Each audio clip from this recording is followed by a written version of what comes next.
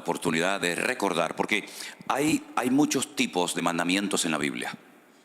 Se pueden clasificar, cada uno tiene su nombre, ¿verdad? Hay mandamientos que entran dentro de la lógica, ¿sí?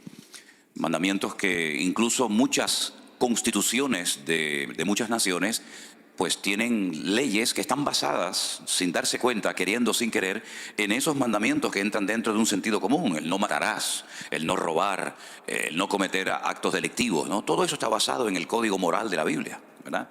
Y son mandamientos que cualquier persona, aunque no sea creyente, pues los respeta, los acata, porque son mandamientos, ya digo, que entran dentro de una lógica, de un raciocinio, ¿no?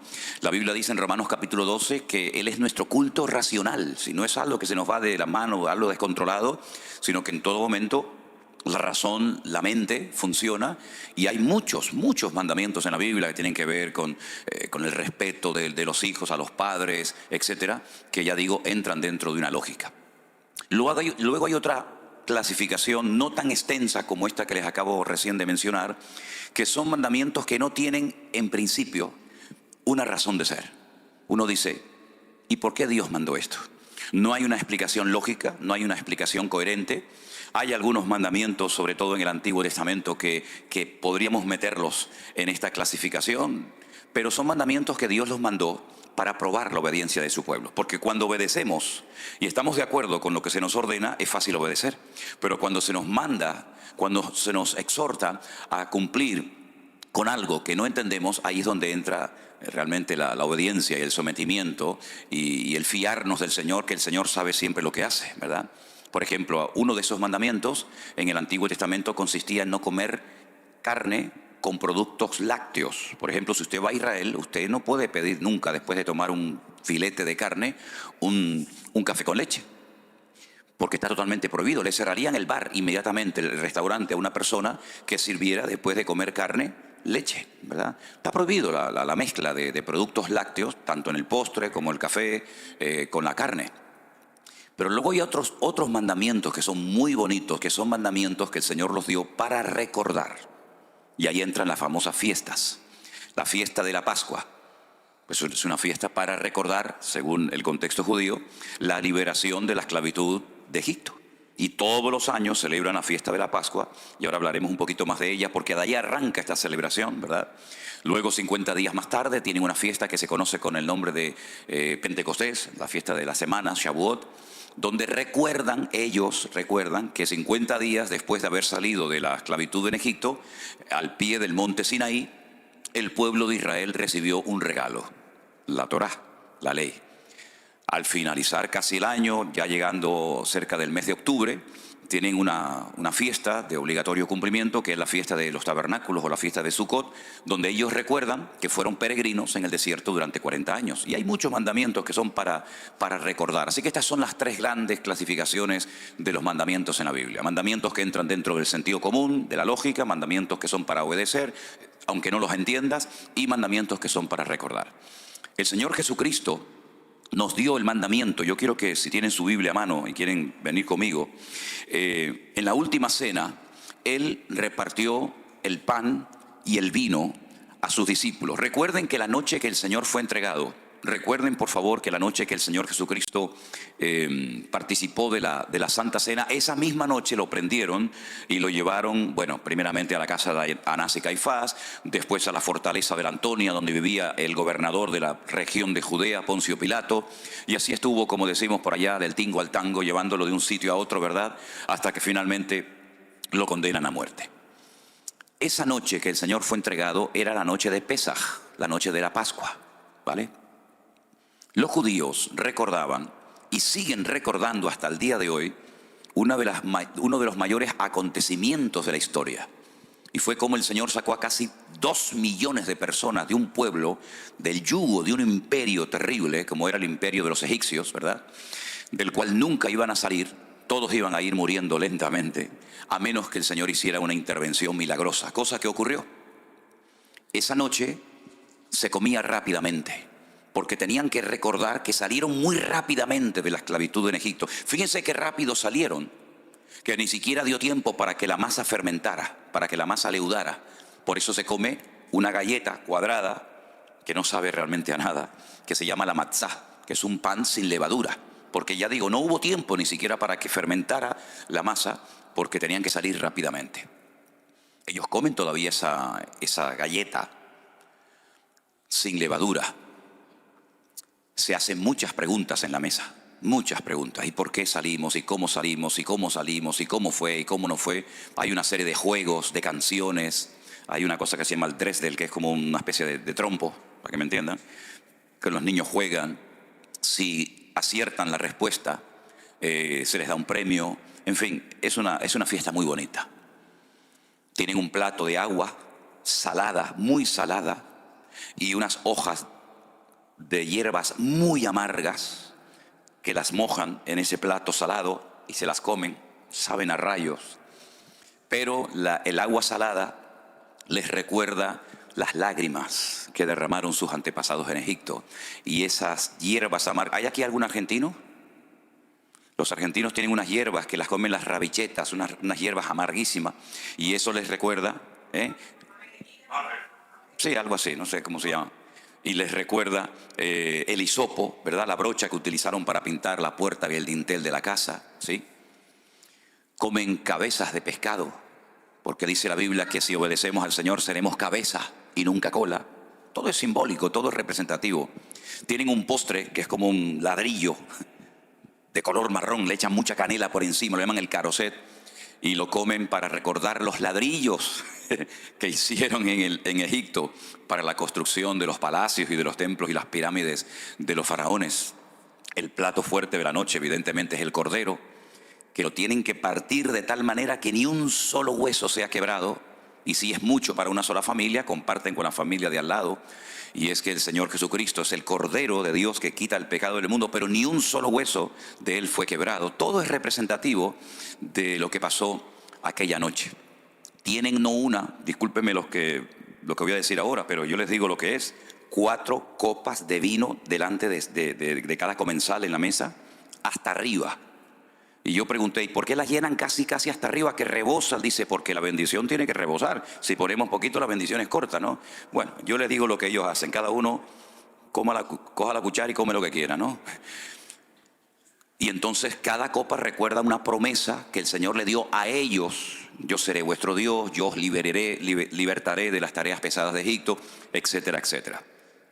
El papá de la casa, el que ocupa la cabecera, por decirlo de alguna manera, coge el pan, lo parte y dice, mirando a la cara de los que están sentados a la mesa: este es el pan de aflicción que comieron nuestros antepasados en Egipto. Comamos de él. Y recuerdan la aflicción, la amargura de la esclavitud, porque la palabra Egipto en hebreo se pronuncia Mitzraim. Y en hebreo hay 2 M's, 2 letras M, una que es abierta por abajo y una que se llama la men sofit o la men final, que es la que se escribe al final de una palabra, que es un cuadrado, exactamente igual que un cuadrado. No hay ninguna abertura ni por los lados, ni por arriba, ni por abajo. Y eso es muy interesante, porque Egipto fue una puerta abierta para que ellos entraran, pero se convirtió en una jaula de oro. Ya no podían salir, solamente pudieron salir porque el Señor intervino y los compró y los redimió. Y por eso la palabra Pesaj, Pascua, significa saltar. Porque el ángel que el Señor envió a Egipto aquella noche, cuando iba por las casas y veía la sangre en la puerta, saltaba, pasaba, ¿verdad? Porque esa noche todos podían morir, los primogénitos, a menos que fueran un pueblo de obediencia, cubiertos por la sangre del Cordero en aquella época. ¿Qué les parece? No me digan a mí que no es bonito todo esto, ¿eh? Así que, mis queridos hermanos, esa noche el Señor Jesucristo, como buen judío que era, de la tribu de Judá, se levantó de la mesa y cogió el pan y no dijo lo que les acabo de comentar, sino dijo: esto es mi cuerpo que por vosotros es partido, haced esto en memoria de mí. Y se quedaron seguramente muy sorprendidos, porque era la primera vez en la historia que se cambiaba la fórmula. Es que el Señor viene a romper estructuras. Lamentablemente hay gente que está tan estructurado y piensan que ya lo saben todo y encasillan a Dios en sus argumentos, ¿verdad? Y el Señor viene muchas veces a romper viejas estructuras y viejos moldes que tal vez funcionaron en su momento, pero que ya no van, porque el Señor dice que hace nuevas todas las cosas. Y cuando se levantó de la mesa, cogió la copa principal y no mencionó promesas del Antiguo Testamento para el pueblo de Israel, sino dijo: esta es mi sangre que por vosotros es derramado, ¿verdad? Así que es un momento muy importante para la iglesia para recordar nuestra liberación de nuestro Egipto espiritual, del pecado. Como el Señor nos liberó de las garras, no del faraón, sino del mismísimo Satanás, que ocupó, ¿verdad?, el corazón del hombre desde el jardín del Edén, cuando el hombre se desconecta de Dios, cuando el hombre obedece y cree más a los argumentos y a las ofertas de Satanás en vez de a la palabra de Dios. Cuando Dios le dijo, el día que coman de este árbol moriréis, y Satanás le dice, no moriréis. Dios os ha engañado. Dios sabe que el día que comáis de él seréis como él, le haréis la competencia y es cosa que él no quiere. Por lo tanto, ellos se fiaron más de la voz del enemigo que de la voz del Creador. Es un atentado tremendo contra la soberanía de Dios. Fijaros qué cosa tan interesante, lo digo entre paréntesis, para que Eva cayera en pecado, tuvo que venir Satanás en persona. Satanás en persona solamente ha tentado a dos personas, al Señor Jesucristo y a la mujer. Pero para hacer caer al tontorrón de Adán, con Eva fue suficiente. Ahí queda eso. ¿Qué les parece? Tremendo, ¿eh? La Santa Cena nos hace recordar el amor de Dios derramado en la cruz por nosotros. Pero también nos hace recordar que nuestro Señor Jesucristo viene pronto. Porque dice, haced esto en memoria de mí hasta que yo venga. Luego el Señor volverá otra vez. Y cada día falta menos para que el Señor retorne a este mundo. Y esa es la bendita esperanza de la iglesia. Que nuestro Señor Jesucristo no se ha olvidado de nosotros. Y dice ya que en aquellos siglos algunos decían, ¿dónde está la promesa de su advenimiento? Porque no viene, no aparece. Y entonces Pedro les responde y le dice, el Señor no retarda su promesa, según algunos lo tienen por tardanza, sino que es paciente para con todos, esperando que todos procedan al arrepentimiento. Ese es el único y principal motivo por el cual el Señor todavía no ha venido, porque está esperando que toda la humanidad proceda al arrepentimiento y no se condene por la eternidad, ¿se da cuenta? Pero también es un momento muy especial para la vida interna del creyente, para la vida interna de la iglesia. Quiero leer algunos versículos en 1 Corintios capítulo 11, donde Pablo descubre una realidad que estaba ocurriendo en la iglesia de Corinto y que estaba afectando a más de uno de los miembros. 1 Corintios capítulo 11, mis queridos hermanos, a partir del verso 27, la palabra del Señor, vamos a prestar atención, nos dice así. De manera que cualquiera que comiere este pan o bebiere esta copa del Señor indignamente, será culpado del cuerpo y de la sangre del Señor. Por tanto, pruébese cada uno a sí mismo y coma así del pan y beba de la copa. Escuchen esto. Porque el que come y bebe indignamente, sin discernir el cuerpo del Señor, juicio come y bebe para sí. Por lo cual hay muchos enfermos y debilitados entre vosotros, y muchos duermen. Enfermedad, debilidad y muerte, por participar indignamente sin discernir el cuerpo del Señor. Pero si nos examinásemos a nosotros mismos, no seríamos juzgados. Mas siendo juzgados, somos castigados por el Señor, para que no seamos condenados con el mundo. Así que, hermanos míos, cuando os reunís a comer, esperaos unos a otros. Si alguno tuviere hambre, coma en su casa, para que no os reunáis para juicio. Las demás cosas las pondré en orden cuando yo fuere. Es decir, había entrado ciertas enfermedades y debilidades, incluso algunos fallecimientos en la congregación, por haber tomado indignamente el cuerpo, o el pan y el vino en el nombre del Señor. Por lo tanto, es un momento para probarnos, para examinarnos a nosotros mismos. De nada sirve que digamos, yo estoy bien delante del Señor, si luego usted tiene problemas con el más próximo, con el más cercano. De nada sirve que su relación vertical con Dios, según usted, esté bien y ordenada y limpia, si después su relación horizontal con sus hermanos, con su marido, con su esposa, con sus hijos, con sus familiares, es un desastre. Esa no es la voluntad de Dios. La voluntad de Dios es que nuestra vida esté en orden dentro y fuera de la iglesia, que nuestra vida esté bien alineada con el Señor y también, lógicamente, con nuestros hermanos. Es más, Juan es muy profundo en esto. Y él llega a decir que si alguno en la iglesia se atreve a decir que ama a Dios, al cual nunca nadie ha visto, y aborrece a su hermano, el tal es un homicida. Porque el amor a Dios empieza por el amor al hermano, por el amor al prójimo. No podemos desconectarnos de la realidad interpersonal entre nosotros y decir que bueno, yo vivo en la estratosfera, mi relación muy íntima y personal y hermética con el Señor, pero luego no tengo relación con nadie, no hablo con nadie, me peleo con todo el mundo. Esa no es la voluntad de Dios. El amor a Dios empieza por lo más cercano a nosotros, ¿verdad? Y por eso dice Juan que es mentiroso aquella persona que dice que ama a Dios y aborrece a su hermano. Por lo tanto, es un momento muy especial, muy bonito, muy interesante para que nos probemos y nos examinemos a nosotros mismos. La iglesia de Corinto era una iglesia con muchos dones, pero con poco fruto. Y aquí tiene que haber un equilibrio. Si usted dice que tiene muchos dones, pero luego no se manifiesta el fruto del Espíritu Santo en su vida, aquí hay un desorden. Y la palabra shalom, que es la palabra paz, viene de shalem, que es equilibrio. Tiene que haber un balance, tiene que haber un equilibrio, ¿verdad?, entre el don, el fruto y el don, y ambos se complementan. Dice que el apóstol Pablo le decía a los hermanos de Corinto: nada os falta en ningún don. Wow, tremendo, ¿eh? Nada os falta en ninguno de los dones. Y él menciona 9. Nada os falta en ningún don, pero sois carnales, sois niños en Cristo, os di a beber leche y no vianda, porque aún no sois capaces todavía, pues habiendo celos y contenciones entre vosotros, no sois carnales y habláis como los hombres. Entonces parece como una incoherencia, ¿no? Una iglesia con tantos dones y sin embargo con tan poco fruto. Y eso es algo que se nos vuelve en nuestra contra, porque al mundo no se le gana por los dones, al mundo se le gana por la manifestación del fruto del Espíritu en nuestra vida. Al mundo no le importan los dones que usted tenga, porque al fin y al cabo prácticamente el 90% de los dones se ejercitan, se manifiestan de puertas para adentro, pero el fruto nos sirve para vivir la realidad, la cruda realidad del mundo en el cual Dios nos ha colocado a cada uno de nosotros. Así que, mis queridos hermanos, yo les invito a cerrar sus ojos en esta mañana y a orar a nuestro Dios y pedir que el Señor nos permita en esta mañana participar del pan y del vino dignamente, comprendiendo que no estamos cumpliendo un ritual ni una liturgia religiosa de la iglesia, sino estamos recordando la muerte, la resurrección, la venida de nuestro Señor Jesucristo pronto. Y también es un momento para que nos probemos y nos examinemos cómo estamos andando delante de Dios. ¿Cómo está mi relación con los más cercanos?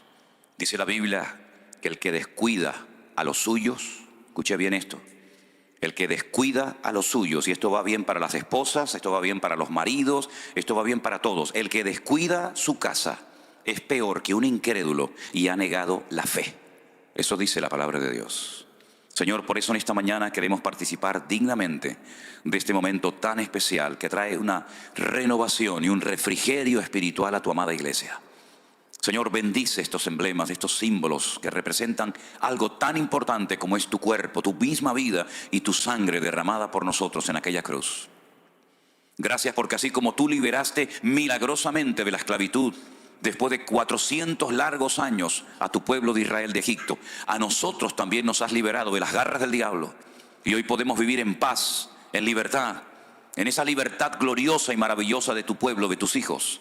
Y podemos proclamar hoy que tú eres nuestro Señor, que tú eres el que nos has liberado y nos has dado vida y vida en abundancia.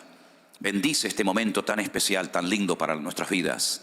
Y ponemos todo en tus benditas manos, oh Dios, en el nombre de tu amado Hijo Jesús. Amén y amén. Pido a la iglesia que se ponga de pie. Tal vez el pastor José nos pueda ayudar ahí con un... Yo voy a pedir a un par de hermanas, tal vez, bueno, ya están listas, que vayan comenzando a repartir y esperamos todos, gracias, esperamos todos para participar juntos, ¿sí? Pero tenga ahí su pan, su vino. Gloria a nuestro Dios. Amén. Yo recibí del Señor lo que también les he enseñado, que el Señor Jesús, la noche que fue entregado, tomó pan y habiendo dado gracias, dijo: tomad y comed, porque esto es mi cuerpo, que por vosotros es partido. Haced esto en memoria de mí. Participamos juntos, amados hermanos, del pan.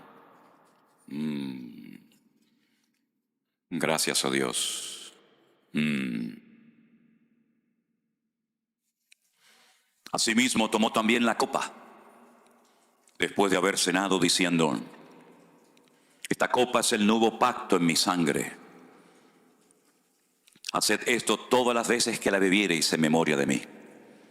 Así pues, todas las veces que comiereis de este pan y bebiereis de esta copa, la muerte del Señor anunciáis, hasta que Él venga. Participamos de la copa, queridos hermanos.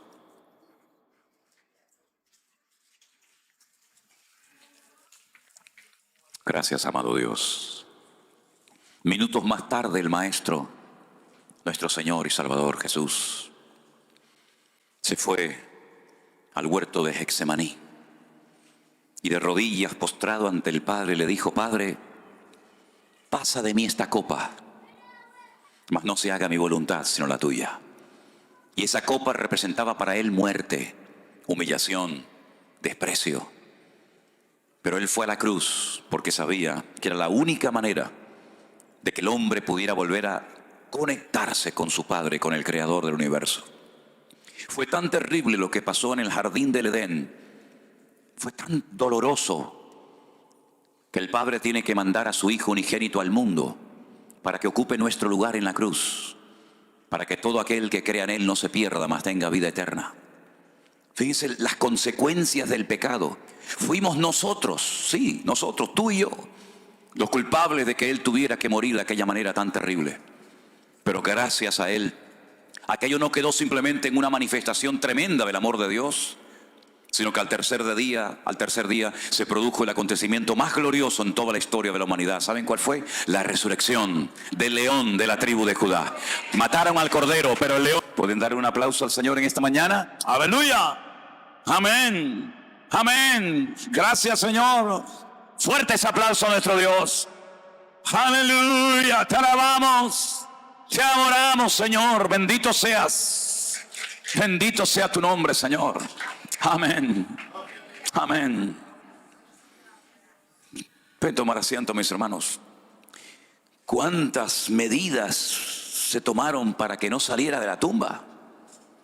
Nunca se habían tomado tantas medidas para que un muerto no saliera afuera.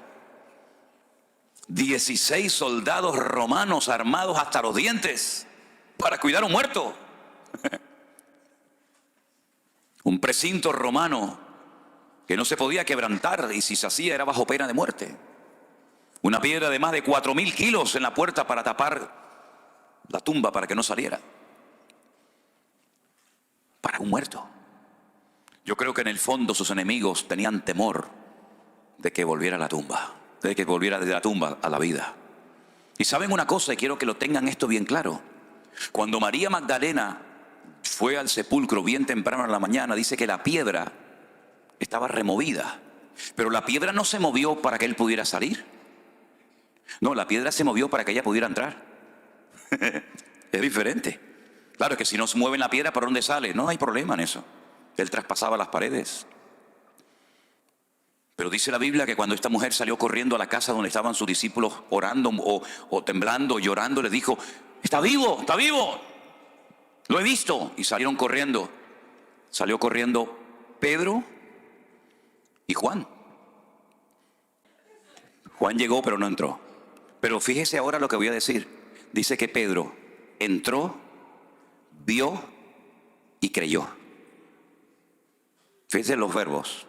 Entró, vio y creyó. Entiendo los dos primeros, pero el tercero, entró, está claro. Vio, vale. ¿Pero qué fue lo que vio para creer? Dice que vio los lienzos puestos allí. ¿Saben lo que yo hacía cuando me iba de casa para que mi padre pensaba que estaba en la cama durmiendo? Cogía 2 almohadas, las metía así debajo, como la película de Alcatraz. ¿Vio la película de Alcatraz? Entonces pasaba así y miraba el bulto y dice: bueno, el niño está durmiendo. El niño estaba en la Patagonia, ¿no? Los lienzos no explotaron, ¡pum!, y ahí salió el Señor, sino que estaban exactamente igual de bien colocados, como si el Señor estuviera dentro. Solamente lo que le pone en la cabeza lo dobló, lo puso a un costado, pero el resto estaba como si estuviera él dentro. Y por eso cuando él entra y él ve aquello totalmente cerrado, él vio y él creyó, porque es imposible que pudiera salir si no hubiera traspasado aquella sábana para la honra y la gloria del Padre. Y no solamente vio eso, sino que cuando entró al sepulcro vio el resto de lo que le amortajaba bien dobladito, puesto en un lado. Y todo lugar donde hay orden, allí está el Señor. Pero donde hay desorden, Dios no está. Pablo dice: esto lo enseño en todas las iglesias. Nuestro Dios es un Dios de orden y no un Dios de confusión, como en todas las iglesias de la época enseñamos. Nuestro Dios siempre nos muestra que es un Dios de orden en todo, en la economía, en la familia, en la iglesia. Cuando se manifiestan los dones del Espíritu Santo, en todo lo que hacemos en la vida, tenemos que manifestar, tenemos que exteriorizar la esencia de nuestro Dios, que es nada más y nada menos que el orden. Dios puso orden desde el Génesis 1:1 hasta el amén de Apocalipsis. Todo es orden, orden, orden en los sacrificios, orden en los animales, orden en la familia, orden en el tabernáculo, orden en el templo, orden en la iglesia, orden hasta en la gran tribulación puso orden. Y dice, ahora viene esto, después viene lo otro, ahora son los sellos, ahora son las trompetas, ahora son las copas, ahora es el anticristo, ahora el falso profeta. Y hay un orden hasta en el peor tiempo de la historia, ¿verdad? En el caos, en medio de ese caos hay un orden, porque Él es el que controla la historia. Y por eso nuestras vidas tienen que reflejar orden desde los pies hasta la cabeza. ¿Cuántos dicen amén? Gloria a Dios. Y Él estableció que en un momento puntual de la vida los padres iban al templo a presentar a sus hijos al Señor. Y hoy hay algunos padres que quieren presentar, son 3 niños los que van a presentar, a Christopher, a Alejandra y a Juliana. ¿Y los papás de ellos están aquí? ¿Sí? ¿Pueden pasar un segundito los papás con sus hijos, por favor? Gloria al Señor, qué bueno. ¿Quién es Christopher? Este es Christopher. No. Pase, si quiere. Por favor. Alexandra y Juliana, ya viene. Ok, gloria a Dios, qué bueno. Ahí viene Alexandra, o Juliana, perdón. Qué bueno. La responsabilidad de criar a los hijos no es del gobierno, no es del Estado. La responsabilidad de enseñar la palabra de Dios e instruir a los niños desde temprana edad no es de la iglesia, la escuela dominical, ni del colegio, ni de la universidad. La responsabilidad recae sobre los hombros de los padres. Así que si usted verdaderamente quiere poner en práctica lo que dice la palabra de Dios, tendrá que preguntarse, ¿qué le voy yo a transmitir espiritualmente a mis hijos? Porque el mejor regalo que le podemos dar a los hijos, aparte de ropa y estudios y todo eso, es la instrucción bíblica. Porque con eso usted puede salvar a su hijo por la eternidad. Ahora son niños, ahora juegan y saltan y brincan, pero llegará el momento cuando tendrán que tomar sus propias decisiones y se casarán y tendrán familia. Esa es ley de vida. Pero ahora es cuando se pone la base. Ahora es cuando se pone el fundamento. Y la Biblia dice que 2 hombres se pusieron a construir una casa. Uno la construyó muy rápido. Esas cosas que son muy rápidas a mí me dan miedo, porque las cosas de Dios tienen que ir paso a paso. Como dicen los italianos, piano piano se va lontano, ¿no? Y construyó su casa. Y el otro también la construyó. Tardó un poquito más, pero al final las 2 casas estaban levantadas. Ay, amigo. Pero cuando sopló el viento, cuando subió el nivel del agua y la lluvia dio con ímpetu contra las paredes de aquella vivienda, una de las 2 se desmoronó. Y literalmente dice la Biblia, y fue grande su ruina. La otra permaneció. La diferencia entre una y otra no eran los muebles, no eran las paredes, no era lo que se veía, sino lo que no se veía. La base de una era arena. Arena. No había fundamento, no había solidez y se desmoronó. La base de la otra casa era la roca. Y la roca es la palabra. La roca es el mismo Cristo. El que le da estabilidad a la familia. El que le da estabilidad a una nación, a un pueblo. El que le da firmeza a una vida. ¿Verdad? Por eso dice la palabra de Dios que el que oye la palabra y la olvida y no la pone en práctica es como el hombre que construyó su casa sobre la arena. Pero el hombre, la familia, el hogar, el matrimonio, que pone su vida sobre la roca, sobre la palabra de Dios, dice que es el hombre prudente, el hombre sabio, porque tiene visión de futuro. Hoy podemos sonreír y saltar y brincar y alabar a Dios, pero la vida da muchas vueltas, muchas vueltas. Hay naciones que de la noche a la mañana pasaron de un momento de paz a un momento de guerra. Hay familias que pasaron de una fiesta alegre y gozosa a un momento de tragedia. La vida da tantas vueltas, tantos cambios. Y lo que nos va a mantener firmes, ¿saben lo que es? La palabra de Dios, la presencia del Señor en nuestra vida. Por eso presentar a los hijos al Señor es una bendición, es algo precioso, es algo bíblico. Pero tengan en cuenta que la estabilidad y los conceptos y los principios y todo eso lo van a aprender en la casa, que es la primera escuela de la vida. En la Biblia el papá era el responsable de transmitir el conocimiento a los hijos. Los hijos aprendían y aprenden hoy en día a leer la Biblia en la casa antes de ir a la escuela. El conocimiento se lo transmite el papá al hijo.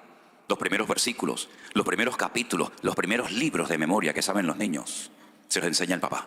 Pero la mamá, que se llama en hebreo, de la cual viene la palabra emmuná, le enseña, le transmite la fe. Por eso Pablo le decía a Timoteo: Timoteo, la fe que tienes ahora habitó primeramente en tu abuela Loida y después en tu mamá Eunice, y estoy seguro que en ti también.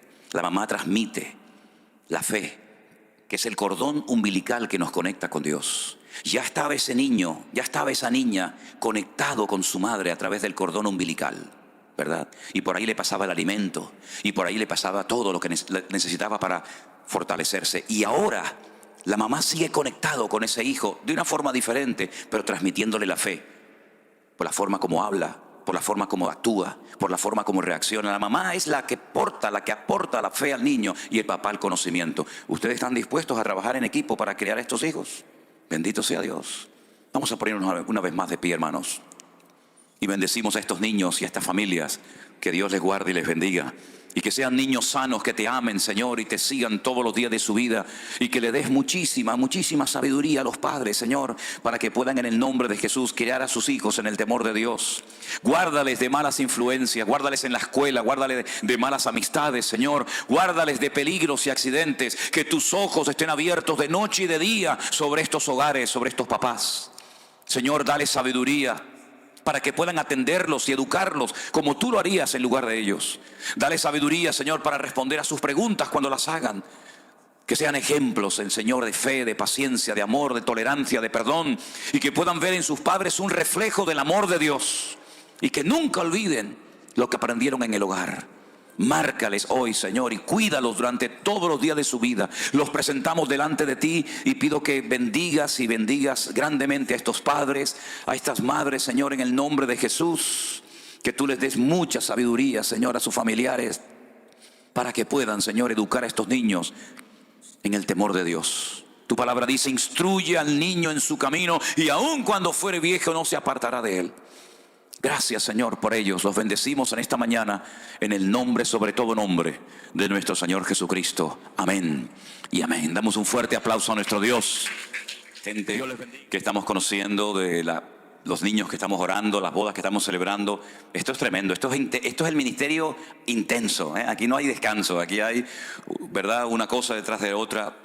Y es que tenemos que aprovechar el tiempo. Me dice la gente: ¿fuiste a Miami de paseo? ¿Fuiste por aquí? Digo: ¿pero cuándo voy a ir, mijo? Si no tengo a veces ni tiempo ni para comer, ¿eh? Pero tampoco hemos venido a pasear, hemos venido a estar con ustedes, a disfrutar, y estamos disfrutando muchísimo. Me decía una hermana, varias hermanas me decían, el otro día cuando estuvimos en la iglesia bautista de allí de Hialeah, me decía: pastor, usted tiene que estar muy cansado. Digo yo: para nada. Cuando llegue a España ya es otra cosa. Pero de momento estamos disfrutando, y se nota que hay mucha gente orando por todo esto, ¿eh? Se nota muchísimo, pero estamos disfrutando muchísimo. Estamos muy contentos, muy agradecidos al Señor. Y saben una cosa, hermanos: ¿cuánta gente daría lo que fuera por estar sentado hoy en esa silla? ¿Cuánta gente me escribe y me dice: ay, cómo me gustaría estar ahí con ustedes, cómo me gustaría poder saludarlo, cómo me gustaría? Abrí antes un poquito el Facebook en directo, lo hice allá atrás y aquí.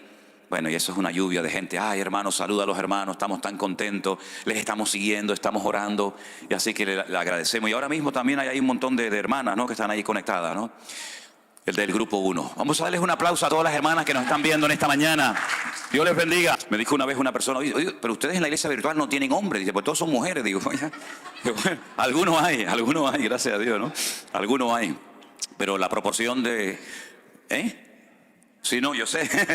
La proporción es una goleada arrolladora de mujeres contra los hombres, ¿eh? Por un hombre hay 20 mujeres, ¿no?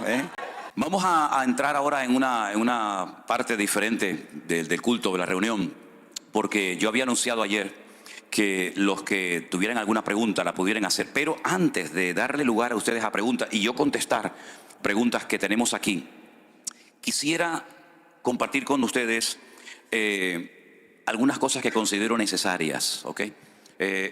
Gracias, ok, gracias, hermano, te lo agradezco. No, es que como me encanta la música, me voy con él y me tengo que ir para aquí ahora. Gracias, te lo agradezco. Miren, la iglesia virtual está compuesta por personas de muchos trasfondos. Hay gente que viene de un contexto ultra pentecostal. Otras personas vienen de un ambiente tal vez más conservador. Unos fueron educados en una línea doctrinal tal vez diferente a la de otras. Y ya el Señor me venía preparando hace años Cuando yo me casé con Elena, que ella procede de otra denominación diferente a la que yo pertenecía en aquel momento. No sé si en Estados Unidos se conoce o se llama igual una denominación, un grupo de iglesias. En España se conoce como asambleas de hermanos. Son iglesias muy conservadoras, donde la mujer usaba ¿cómo es? El velo, la mantilla, ¿sí? No podían orar. La mayoría de lo que se cantaban eran himnos con muy buena base doctrinal, pero iglesias muy conservadoras. Yo me convertí en una iglesia de las Asambleas de Dios, donde lo más importante era hablar en lengua. El que no hablaba en lengua era un pobre desgraciado. Si no tenía opción a nada. De hecho, ni pastor podía ser, ni predicar, ni nada, porque era la meta, y cuando llegabas a la meta ya no había más. Cuando comenzamos a realizar viajes a Israel hace, pues me parece que ya vamos por 16 o 17 años, cuando nos encontrábamos en el aeropuerto, fuera en Madrid, en Barcelona o en Tel Aviv, resulta que nos encontrábamos con hermanos de una línea y con hermanos de otra línea, y cuando llegaba la hora de la comida y salíamos de paseo y eso, se notaba alrededor de la mesa a veces como un ambiente que lo podías cortar así con una tijera, ¿no? Porque uno decía, no, hay que hacer esto, y el otro decía, no, hermano, eso no se puede hacer. Y lidiar con todas esas personas, hablamos ya de cientos y cientos de personas que hemos llevado a Israel, pues no es fácil. Pero yo creo que ha sido toda una escuela y una preparación para poder trabajar en la iglesia virtual. Y a veces lo que yo noto, tanto en la iglesia virtual como fuera de ella, lo que yo noto es que a veces hay términos, hay palabras que para un hermano significan una cosa y para otro hermano significan todo lo contrario, completamente diferente. Y ahí es donde se producen los encontronazos, las chispas, ¿no?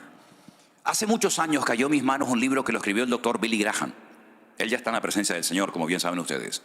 Manual del Obrero Cristiano, creo que se llamaba algo así. Ellos hacían muchas campañas evangelísticas y pedían muchos voluntarios para asesorar y aconsejar a la gente. Y resulta que en ese libro, creo que al final de las páginas, decía, por ejemplo, bautismo. ¿Qué significa para un cristiano evangélico la palabra bautismo? Y ponía más o menos lo que era. Pero ¿qué significa para un católico el bautismo? ¿De qué estamos hablando? La misma palabra, pero el concepto del católico del bautismo es diferente al de un cristiano evangélico. Y así sucesivamente con muchas palabras. Yo noto que en el mundo evangélico hay frases, hay expresiones, hay palabras que cuando la persona las usa, se está refiriendo a algo completamente diferente a lo que entiende el otro hermano. Entonces lo que yo intento, y espero algún día poder conseguirlo, es que hablemos con términos bíblicos y que no tengamos que recurrir a un léxico que no tiene nada que ver con la Biblia, que se ha metido en el mundo evangélico, pero que no tiene ninguna razón de ser. Por ejemplo, donde yo me convertí en las Asambleas de Dios hace muchos años, el presidente de la obra se le llamaba el superintendente.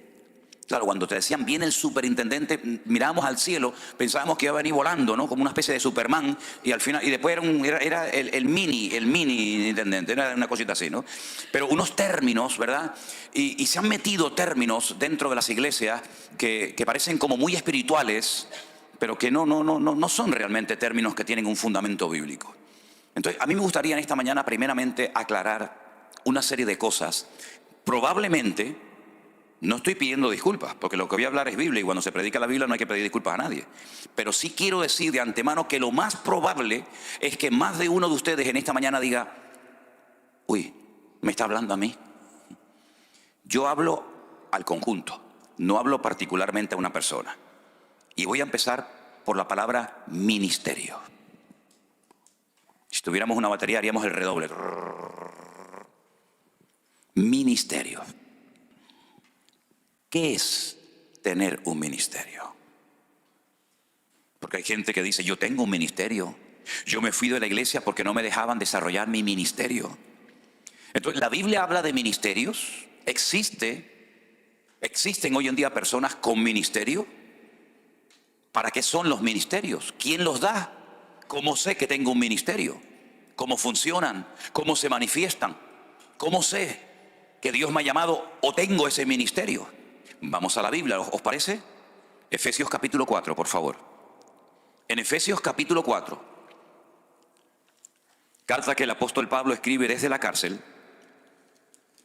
dice la palabra del Señor así. Si me permiten un segundito mientras van buscando en Efesios 4. Un segundito.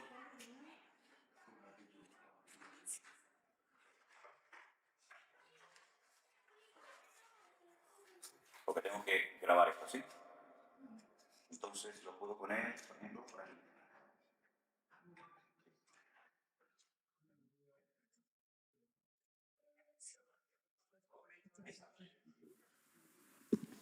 Vamos a ir a Efesios capítulo 4 y vamos a leer algo muy interesante que tiene que ver con esto que vamos a definir en esta mañana, el ministerio. Efesios capítulo 4 dice a partir del versículo 11. Efesios 4, 11. Él mismo constituyó a unos apóstoles, a otros profetas, a otros evangelistas, a otros pastores y maestros. 5 apóstoles, profetas, evangelistas, pastores y maestros. ¿Con qué finalidad? ¿Cuál es el objetivo? Bueno, para perfeccionar o capacitar a los santos, a los creyentes, ¿para qué? Para la obra del ministerio, para la edificación del cuerpo de Cristo, es decir, la iglesia. ¿Hasta cuándo?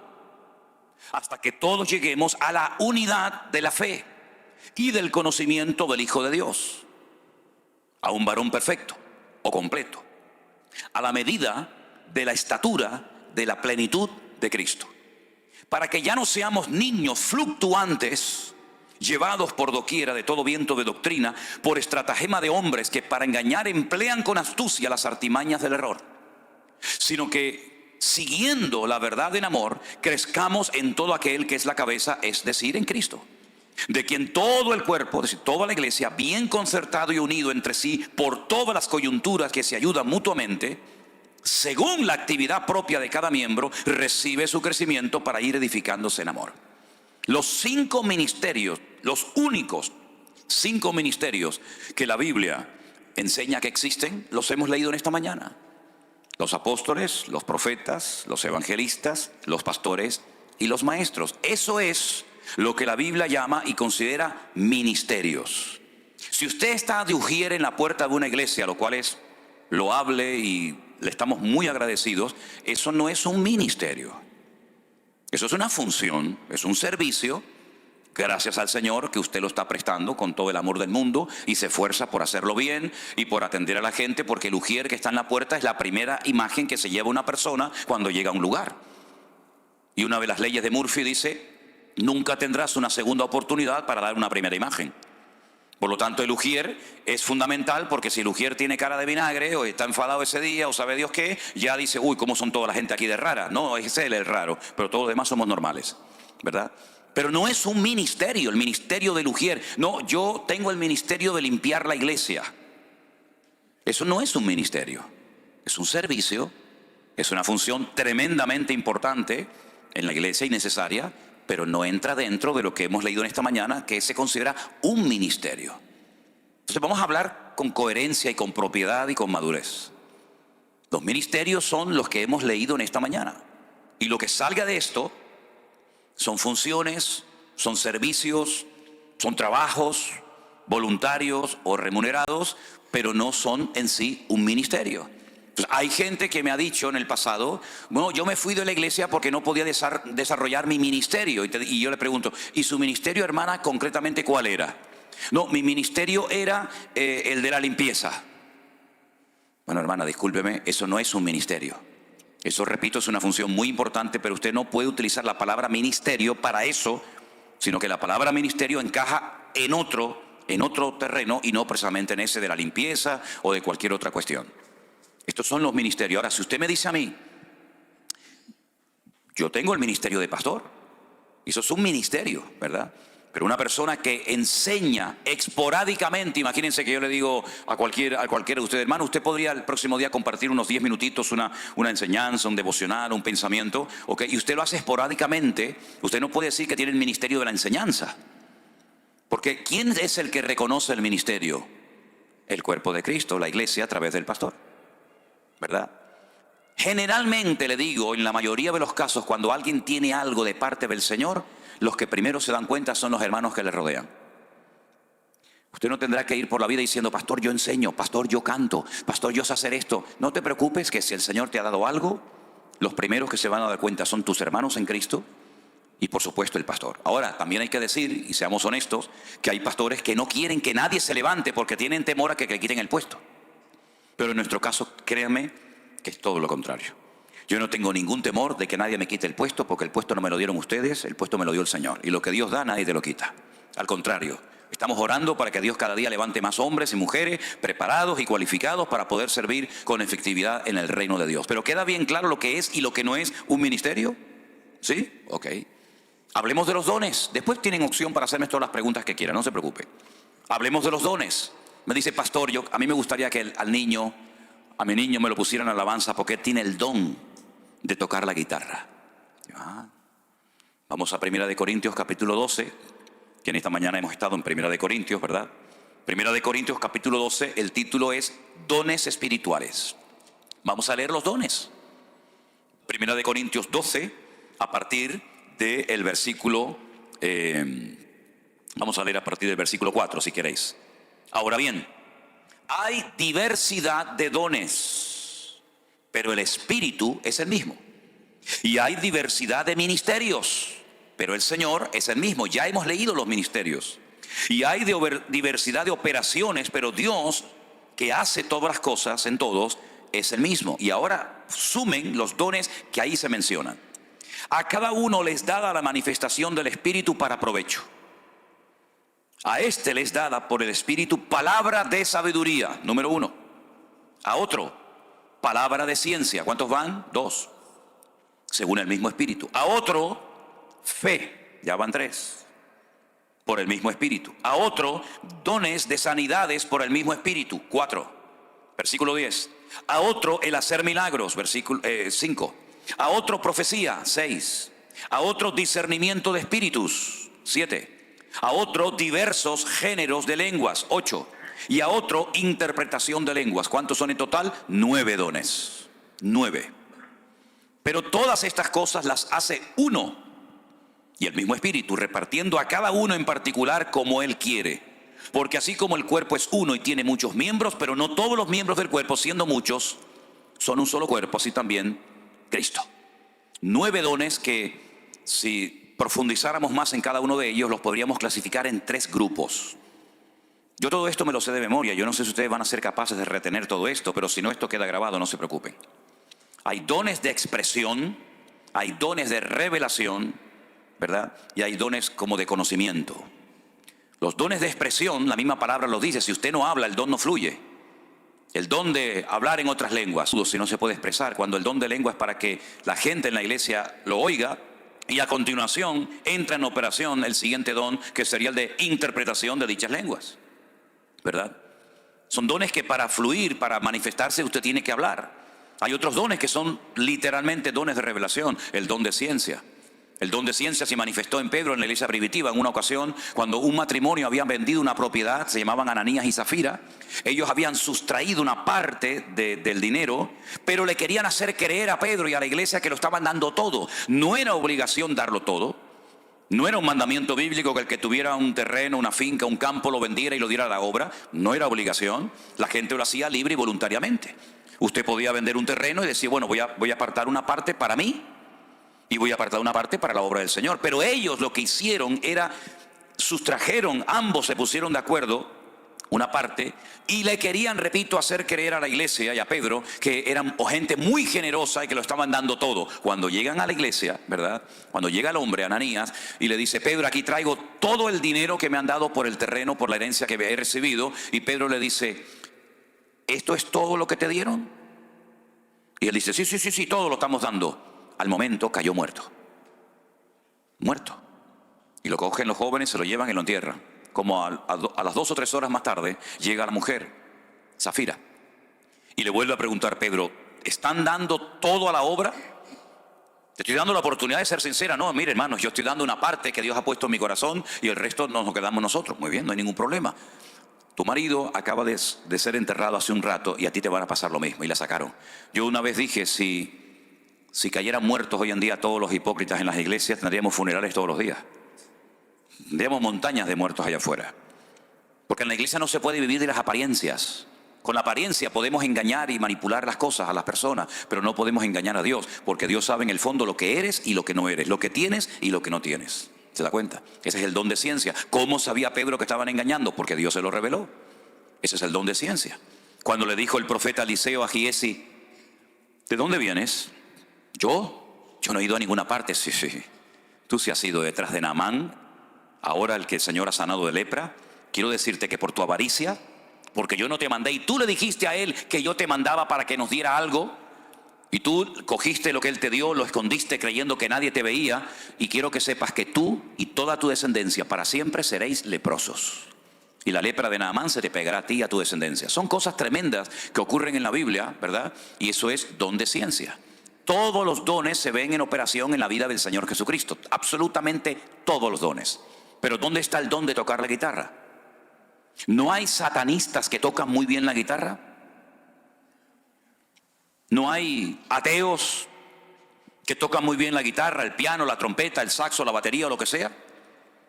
Eso es un talento.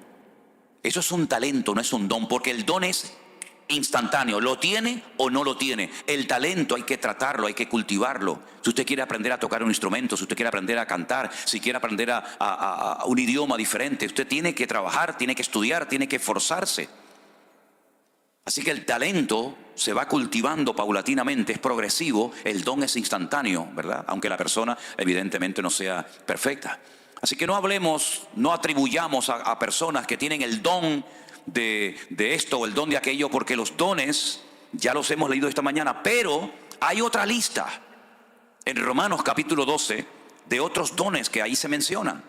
Hemos mencionado 9 en Primera de Corintios 12, pero en Romanos capítulo 12 hay otra lista y son los siguientes. Aquí se mencionan unos cuantos más. Romanos capítulo 12, versículo 4. Porque de la manera que en un cuerpo tenemos muchos miembros, pero no todos los miembros tienen la misma función, así nosotros, siendo muchos, somos un cuerpo en Cristo y todos miembros los unos de los otros. De manera que teniendo diferentes dones según la gracia que nos es dada, ahora este sí se repite. El de profecía, úsese conforme a la medida de la fe, o de servicio, en servir, el que enseña en la enseñanza, el que exhorta en la exhortación, el que reparte con liberalidad o generosidad, el que preside con solicitud, el que hace misericordia con alegría. ¿Se dan cuenta? Son otros dones. Tal vez no tan conocidos como los de Primera de Corintios 12, pero al fin y al cabo no dejan de ser dones del Espíritu Santo. Entonces, mis queridos hermanos, estos son los dones que menciona la Biblia. Primera de Corintios 12, Romanos capítulo 12, lo que salga de ahí, sea un don, un talento, algo que usted ha aprendido, pero no se puede considerar un don del Espíritu Santo el que usted juegue bien al fútbol, el que usted pinte muy bien las paredes, usted haga cuadros, ¿verdad? Eso no es un don, son talentos, son habilidades que también forman parte de la vida, pero no podemos decir bíblicamente, usted tiene el don de pintar lindos cuadros. Es un gran pintor, pero eso no es un don del Espíritu Santo, ¿ok?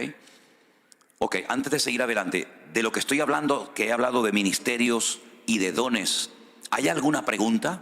¿Algo que quieran preguntar que tal vez no haya quedado lo suficientemente claro? Y usted dice, ¿me podría explicar un poquito más esto o aquello? ¿Alguien tiene alguna pregunta? Si alguien tiene una pregunta, levante la mano. Le vamos a poner un micrófono para que usted haga la pregunta, para que los que están en casa puedan escuchar su pregunta y entonces con toda libertad la puede hacer. ¿Alguien tiene alguna pregunta sobre lo que he hablado hasta ahora? Hermana, escuchamos su pregunta. Ponle el micro. Espera. Un segundito. Da el volumen. ¿Tiene? Sí. ¿Tiene volumen? A ver. Ok. Adelante. Es como una duda que yo tengo, algo que yo veo. Mira, en predicaciones, Sube el volumen, hermano, del micrófono. personas que hablan en lengua cuando están predicando, que de cada 3 segundos se van a hablar en lengua, continúan con la prédica y vuelven otra vez a hablar en lengua y vuelven otra vez y siguen con la prédica. No sé, a mí como que yo lo veo, I don't know. Entonces también noto que fuerzan a veces, hacen los llamados para forzarte, que vayas al frente y forzarte a que hables en lengua. Eso es algo que a mí como que me choca, de que vengan hermanos, pasen adelante, abran sus bocas, empiecen, que ya van a hablar. Y yo me quedo mirando, like, eso es... Eso no es bíblico. Eso es presión. Y en la iglesia no se tiene que presionar a nadie, a nada. Las cosas en la iglesia fluyen solas por convicción y no por presión. Yo he estado en cultos, yo he presenciado cultos donde la persona que se le dice que tiene que hablar en lengua no habla, y resulta de que entonces le dice, bueno, repita conmigo. Y yo digo, ¿cómo que repita conmigo? Y entonces ya le enseñan 4 o 5 palabras o frases, y entonces ya ha sido bautizado en el Espíritu Santo. Un aplauso al Señor. Oiga, ya somos mayorcitos, ¿sí? Eso no es así. En la Biblia no hay ni un solo caso de ningún apóstol, de ningún discípulo, de nadie que presionara a una persona para hablar en lengua. De hecho, Pablo en 1 Corintios dice, ¿hablan todos lenguas? No. ¿Son todos apóstoles? ¿Tienen todos dones de sanidad? El Señor reparte como Él quiere. ¿Por qué se ha hecho un sobreénfasis a ese don en particular y no a otros? ¿Por qué no se dice, a ver, vamos a orar para que todos en la iglesia tengan don de servicio? Nunca he visto eso en ninguna iglesia. Vamos a orar para que todos tengamos el don de misericordia o de exhortar. Pero sin embargo se ha hecho un sobreénfasis desde hace unos siglos a esta parte, porque nació aquí en los Estados Unidos un movimiento, ¿verdad?, de que lo importante, lo trascendental, lo fundamental era hablar en lenguas. Incluso se llegó, como dije estos días, a crear toda una teología diciéndole y haciéndole sentir sin querer mal a algunos hermanos que si no hablaban en lengua no eran personas lo suficientemente espirituales. Y no podían ni siquiera ejercer ninguna función dentro de la iglesia, ni siquiera en el ministerio sirviendo al Señor, ¿verdad?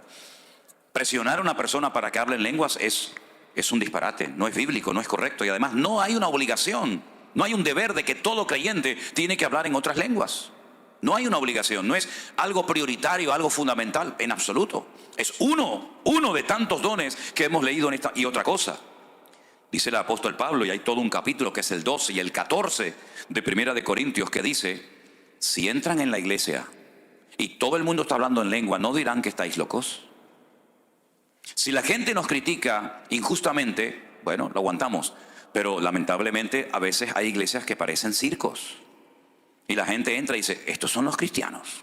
Uno haciendo el pavo, el otro haciendo el pollo, el otro la gallina, el otro saltando, el otro dando vueltas en círculo como si estuviera en trance. Lamentablemente a veces no se da una imagen digna del Evangelio, sino parecen personas que están desquiciadas, locas, fuera de sí, que han perdido el control. Cuando la Biblia dice, Él es nuestro culto racional. Eso no significa que estoy lleno del Espíritu. Muchas veces, mire, yo estaba predicando una vez en una iglesia en Canarias, y mientras predicaba la gente venía corriendo, se tiraban al suelo y empezaban a gritar como locos, a patalear. Y yo miraba al pastor para ver si el pastor ponía un poco de orden y me decía, siga hermano, siga. Pero claro, ¿cómo voy a seguir si me están interrumpiendo la predicación? Dios está hablando con su palabra y viene Dios a interrumpir su palabra. Es una incoherencia. Y él decía, es que están cayendo bajo el fuego del Espíritu. Muchos de los que se manifestaban allí no era por el Espíritu de Dios, estaban endemoniados, así de claro como se lo digo. Entonces, ¿cuántas veces por falta de conocimiento, por falta de tacto, por falta de sabiduría, se hacen cosas que uno piensa que están bajo la influencia del Espíritu Santo y son auténticas locuras y entran en carnalidad? Yo fui a predicar una vez a una iglesia y delante de mí había una señora que después de una alabanza empezó a decir, como si estuviera profetizando, ¿no?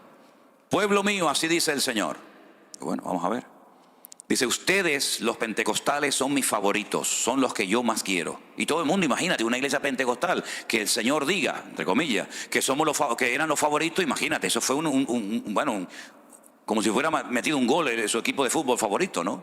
¿Cómo que favorito? Si la Biblia dice que Dios no hace acepción de personas. Yo pensaba que el pastor le iba a decir, hermana, se lo diría en público, hermana, disculpe, eso que ha dicho es un disparate, eso no es de Dios. Eso no es de Dios. Pero no le dijo nada. Entonces muchas veces falta tacto, falta sabiduría, falta conocimiento de la palabra, y muchas cosas que se le atribuyen al mover del Espíritu Santo no tienen nada que ver con el mover del Espíritu Santo. Fui una vez a una iglesia y había una persona que estaba haciendo el mismo ruido que una gallina cuando va a poner un huevo. Igual. Y yo decía, bueno, a ver si pone huevo ya de una vez. Y le digo, ¿esto qué le pasa a este hombre? Y dice, no, es que está bajo el poder del Espíritu Santo. Y el otro haciendo el león, porque estaba imitando al león de la tribu de Judá. ¿Dónde está eso en la Biblia? Son auténticos disparates, y eso es lo que vende, eso es lo popular, eso es lo que a mucha gente le gusta, pero no tiene nada que ver con el mover genuino del Espíritu Santo de Dios, en absoluto, para nada. Además, cuando una persona habla en lengua en la iglesia, tiene que haber interpretación. Dice, si no, calle. Y por turnos, ¿eh? No todo el mundo como locos hablando al mismo tiempo, sino sea por turnos y calle el primero y después el segundo. Si hay un orden, y si no hay orden, Dios no está ahí. Dios se mueve en el orden, no en el caos y en el desorden. Eso es lo que dice la Biblia. ¿Sí? Presionar a una persona para que hable en lenguas, por favor, en absoluto. ¿Alguna pregunta más? Allá, ahí, hermano. Ah, también por acá. Adelante. Sí, a propósito de eso, pastor. Sí. No es un partido de fútbol, ¿eh? No. Las primeras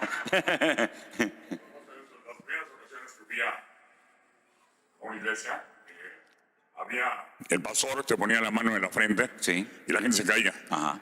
Entonces a mí la puse y no me caía. Vale. Me decía, es que no te toca, no tienes el don del Espíritu, no estás sintiendo el don del Espíritu Santo, porque no te caes. Yo no me quise caer, o sea, no me caí porque sentí que no estaba tirando. Y eso decía que era un don, el que te tocaran y te cayeras. Yo he leído en esta mañana la lista de los dones del Espíritu Santo y en ningún momento aparece que hay un don que consiste en tumbar a la gente. Ahora, les cuento lo siguiente. Mi padre, cuando era inconverso, nunca en la vida, jamás en la vida había pisado una iglesia. Él fue a la iglesia, una iglesia evangélica en Las Palmas de Gran Canaria, por primera vez, para darle las gracias a la congregación y al pastor por haber orado por mi hermana, que en aquel momento estaba siendo operada y necesitaba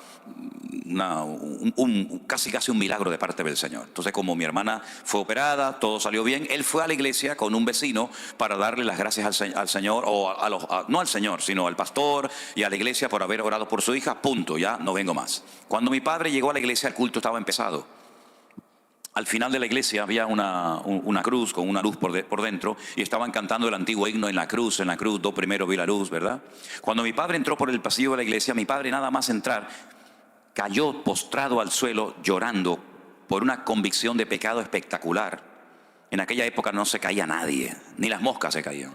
Y él cayó al suelo postrado, llorando, y ese día mi padre se convirtió, le entregó su vida a Cristo. A los 3 meses o 4 meses nos llevó a todos a la iglesia, todos nos convertimos y nos bautizamos el mismo día. Hay momentos en los que Dios hace cosas tremendas, ¿verdad? Nosotros estuvimos en una iglesia durante años en Tenerife, y un día me llamó a mí la máxima autoridad de la ciudad y fui a entrevistarme con él a su despacho, y estaba allí porque me habían denunciado, y fui a hablar con la persona más importante del condado, de la ciudad, y me preguntó y me dijo, ¿qué hacen ustedes en su iglesia? Y bueno, nosotros cantamos, predicamos, alabamos a Dios. Y no, mire, hay unos vecinos que viven enfrente de ustedes, que cuando ustedes empiezan a cantar y empiezan a orar, ellos en su casa se caen al suelo, y entonces ya están cansados de que cada vez que se pongan a orar, ellos se caen al suelo y no pueden ver la televisión, ni pueden... Y yo le dije, yo no tengo ni la más remota idea de lo que usted me está diciendo. Yo sé que me han rayado el coche me parecía una cebra, lo tenían rayado para arriba, para abajo, y los vecinos me decían, sal, te lo están rayando ahora. Y le dije, mejor que no salga, pues yo me conozco. Pero usted es un tonto. Digo, no, prefiero no salir. Y mi coche era, ya te digo, una cebra, arriba, abajo, con un clavo, con un destornillador. Bueno, pero yo no sabía que a ese señor le estaba pasando eso con su señora cuando estaba en su casa. Yo durante años fui evangelista, no fui pastor, no era maestro, sino que predicaba en la calle 1 semana, 2 semanas, 3 semanas, 1 mes, predicando todos los días en la calle. Y durante la predicación, gente inconversa, gente de macumba, de umbanda, de estas religiones extrañas, comenzaban a caerse en las calles. Y yo miraba para todos lados y decía, ¿pero qué está pasando aquí? La gente caía por el poder de Dios. Bueno, pero yo no obligaba a nadie ni empujaba a nadie. Además, para tirarte a ti hay que tener fuerza, porque tiene que estar muy ungido, tiene que estar muy ungido, ¿verdad? Entonces, hay gente que empuja, hay gente que finge, hay gente que se tira, hay de todo en esta vida. Como decía mi abuelo, en este mundo, hijo, hay para todo. Pero no es un don. También hay gente que empuja. Yo fui una vez a una iglesia y mandaron a todos pasar adelante, cosas que a mí me ponía enfermo, pero pasé adelante y el muchacho me empujaba y me empujaba y me empujaba, y yo le dije, ¿tú quieres que yo me tire? Pues claro, él diría, uy, se cayó Manolo Sierra, él le daba caché, no le daba categoría, ¿no? Y digo, ¿tú quieres que yo me tire y te quedes ya tranquilo? Porque me tienes loco, ya me estás mudando para atrás, me va a dejar un agujero aquí en la frente, ¿no? Entonces, no es ningún don, se convirtió en una moda que en Argentina, cuando yo fui en el año 90 a Argentina, te obligaban después de la predicación a orar por todo el mundo, pero es que las iglesias eran de 2.000, 3.000, 4.000 personas, y estaba hasta las 3 y 4 de la mañana, ora por este, ora por el otro, porque los que se caían el pastor era un hombre importante. Si no se caían, el pastor era menos importante y no te invitaba más. Son simplemente modas, son modas que van y vienen, pero no tienen absolutamente nada que ver con esto. Si yo no me caigo, no significa de que el Señor no me está bendiciendo. ¿Cuándo comenzaron 120 personas al mismo tiempo a hablar en otras lenguas? Y dice la Biblia que fueron llenos, como nunca nadie jamás ha sido lleno del Espíritu Santo. En Pentecostés, en Jerusalén, estaban todos sentados. Lo dice, estaban todos unánimes sentados. Allí no se cayó nadie, y aquello era genuino de parte del Señor. Ahora, cuando vinieron a aprender al Señor Jesucristo durante la noche en el huerto de Getsemaní, y Jesús dijo, ¿a quién vienen a buscar? Y dice, a Jesús, dice, yo soy. Así, ¡brum!, se cayeron todos al suelo. Se levantaron y lo llevaron a la cruz, así que no les sirvió de nada que se cayeran. Pablo cayó al suelo, Daniel cayó al suelo temblando. Juan en la isla de Patmos dice, cuando le vi caí como muerto a sus pies, pero él puso su diestra sobre mí y me dijo, no temas, yo soy el primero y el último, ¿verdad? Juan también cayó postrado al suelo, pero el ángel Gabriel se le presentó a Daniel en Babilonia y quedó muerto de miedo, temblando, y se le presentó el ángel Gabriel a María y ni se inmutó y le dijo, ¿cómo será todo esto? Dios respeta la individualidad de la gente. Obligar a la gente a que se caiga o no se caiga me parece una falta de respeto. Dios se mueve como quiera, y si Dios quiere hacer algo, que lo haga Él, pero no el hombre.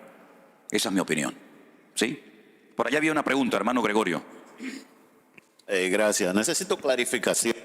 Romanos 12, 7, donde se dice, o sí de servicio en servir, o el que enseña en la enseñanza. Servicio, cuando usted mencionó lo usere, que eso no es un servicio, que eso no es un don anteriormente, o estoy confundido. No, yo no dije que el servir no sea un don, de hecho aquí está como un don. Ok. Entonces el que está en una puerta ayudando, eso, dando un servicio, no es un don. Estamos mezclando. Yo dije que no era un ministerio. Ok, Servir ok. es un don, no un ministerio. Ok, ya entendí esa ¿Ok? parte. Ahora, generalmente el que tiene el don de servicio, ni él se da cuenta que lo tiene. Pero las primeras personas que se dan cuenta que lo tienen son los hermanos que le rodean. Aquí entre nosotros hay mucha gente que tiene el don de servicio y a lo mejor no se han dado ni cuenta de que lo tiene. Porque es un don que la gente no pide. La gente no pide el don de servicio, la gente te pide el don que se vean. Pulpitis, ¿no? Pulpitis, microfonitis, eso es lo que le gusta a la gente, ¿no? Pero el don de servicio, servir a los demás, es algo maravilloso. La gente lo tiene, le sale espontáneo, no tienes que decirle nada. Es una persona con iniciativa. ¿Saben? Una vez hicimos una pequeña obra de teatro y dije, miren, vamos a explicar de una forma gráfica cómo se manifiestan y operan algunos dones. Encima de la mesa teníamos una torta, pero habíamos puesto una cáscara de plátano en el suelo. Entonces llega la persona y dice, cuidado con esa cáscara de plátano, que el que la pise se va a caer. Cuidado, tengan cuidado que hay una cáscara de plátano que el que la pise se va a caer y se puede romper un brazo o se puede hacer daño. Viene una persona, la pisa, se cae al suelo. Pero enseguida viene una persona con la fregona, con el cubo, con todo, lo recoge, lo limpia, lo deja todo preparadito. Y viene alguien a continuación y dice, la persona que acaba de pasar ahora pisó la cáscara de plátano y se cayó en un ángulo de 45 grados. A continuación esa persona tuvo que ser llevada al hospital donde fue atendida, estuvo 3 meses cayolado en una cama, de vuelta que dale, no sé qué, no sé cuánto. Pero llega otra persona y dice, ¿y qué pasó? No, que al tropezar tumbó la tarta. No se preocupen, ¿cuánto vale la tarta? Muchacho, corre, vete a comprar inmediatamente una. Pero aparecía otro por allí y decía, a ver, tú coge la fregona, tú vete para allá, coge al muchacho al hospital, cómprame una tarta. ¿Cuáles fueron los dones que se manifestaron ahí? El profeta vino y dijo, se van a caer, lo estoy diciendo más. Al profeta, al que predica la palabra, muchas veces al que menos caso se le hace. ¿Quién fue el que dio una explicación de lo que había sucedido? El maestro. ¿Y quién fue el que fue corriendo a buscar la tarta? El que tiene el don de servicio. Pero después vino alguien y le dijo, hermana, ¿te pasó algo? ¿Qué te ocurre, mi niño? Levántate. El don de misericordia, ¿verdad? Y cada uno de los dones se va manifestando de una forma natural en la vida de la gente. Y a veces la gente ni se entera, ni se percata que tienen. Pero son dones tan importantes y tan necesarios dentro de la congregación. Ahora, puede ser que una persona esporádicamente se ponga en una puerta para dar la bienvenida a la gente y no necesariamente tiene el don de servicio. Pero el que tiene el don de servicio le sale por todos los poros de la piel, no hay que decirle nada, él se pone, él limpia, él friega, él va, él no quiere ni que le digan gracias, él no depende de nadie, sino que él disfruta sirviendo a los demás. Y eso es un don. Hay gente que le gusta que le sirvan y hay otros que le encanta servir a los demás.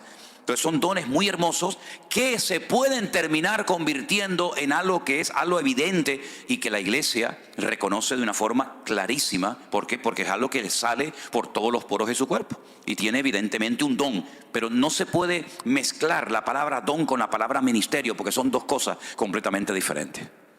Digo para hablar con propiedad.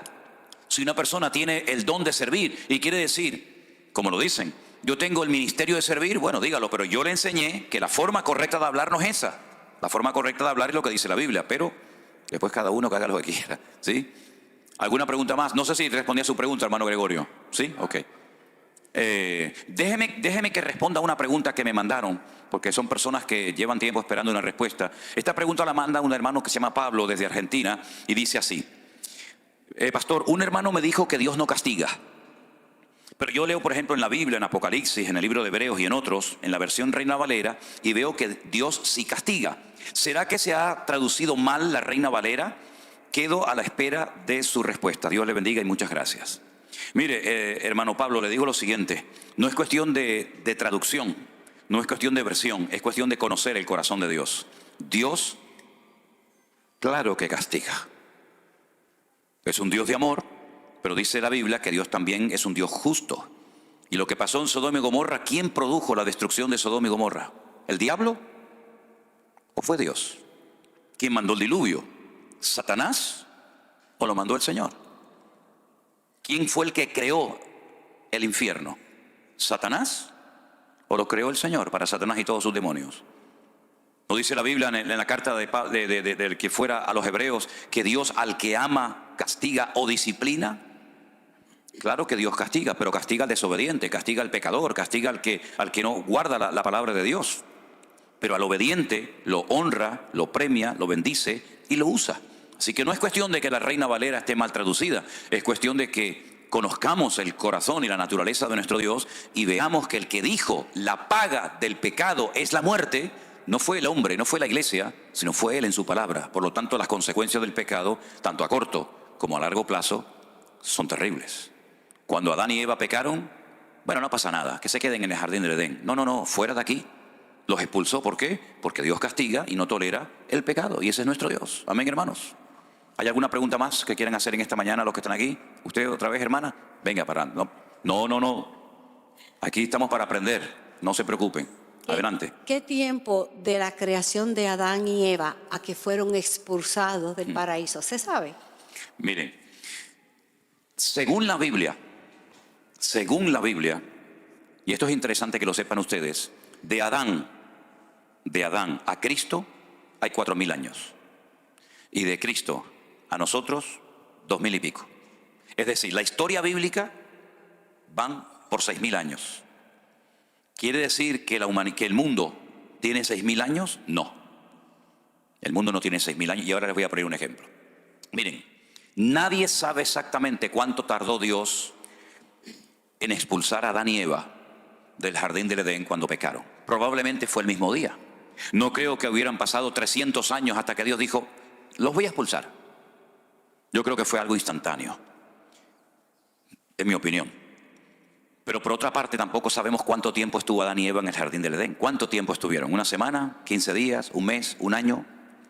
Entonces, hermanos, si usted dice que la historia bíblica son 6.000 años, desde Adán a Cristo 4.000 y de Cristo a nosotros 2.000, ¿y qué ocurre cuando, por ejemplo, descubren un hueso y dicen, no, este hueso tiene 25.000 millones de años? Cuando descubren un mamut o un dinosaurio, dicen, no, bueno, mire, vamos a hacer una cosa. ¿Cómo se llama aquí? ¿Un globo? Eso que se infla, ¿no? Que es el globo. Vale.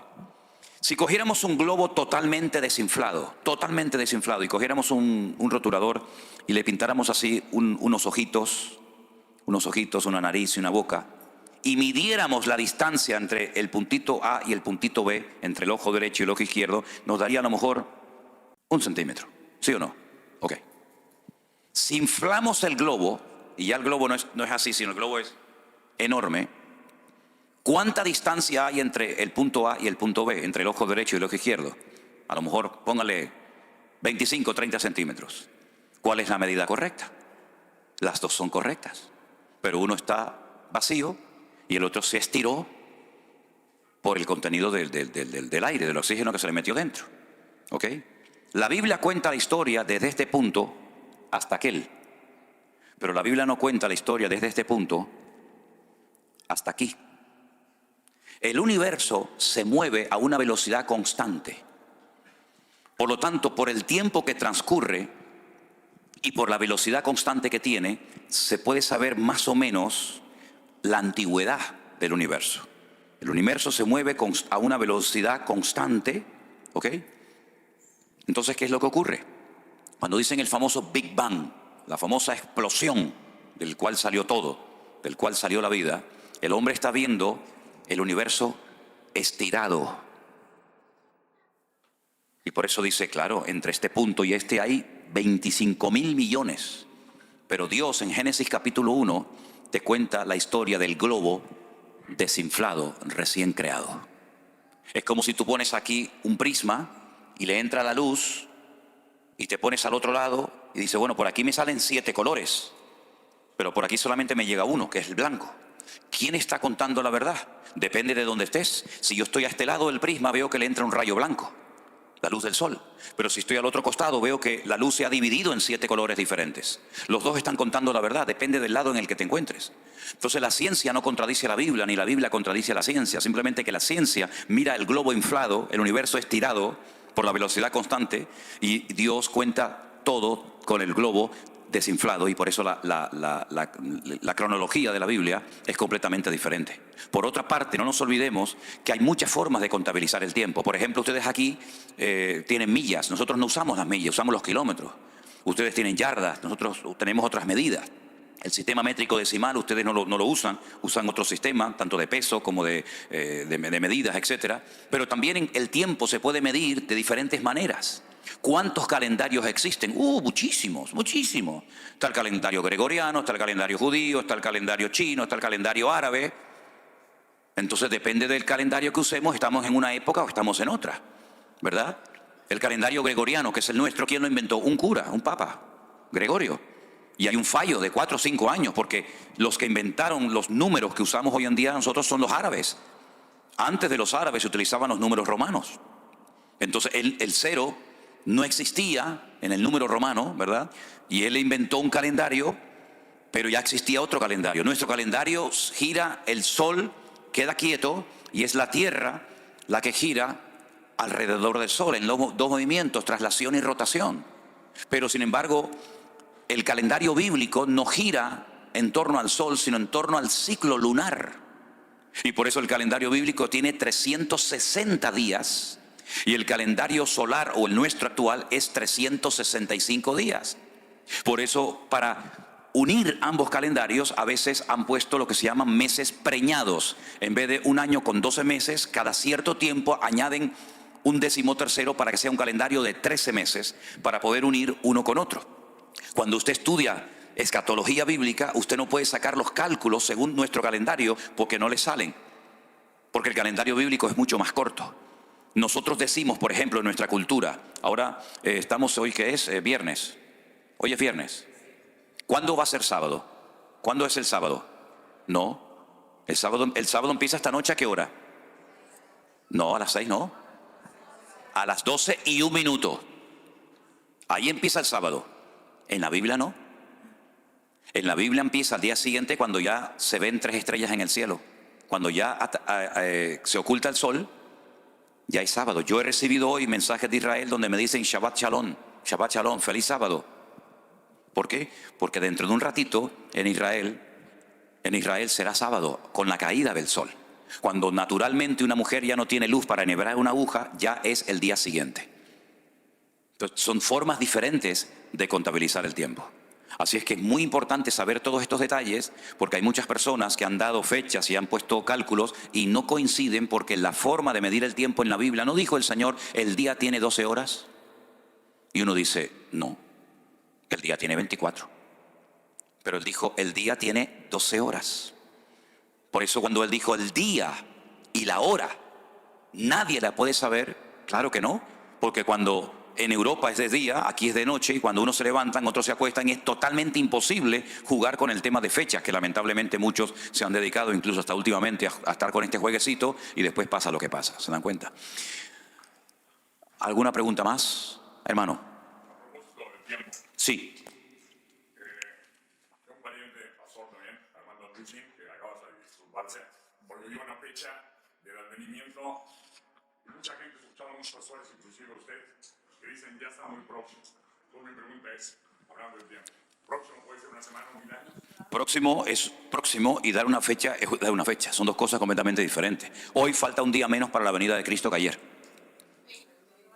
Hoy falta un día menos. Yo estoy más cerca de la venida de Cristo que el apóstol Pablo.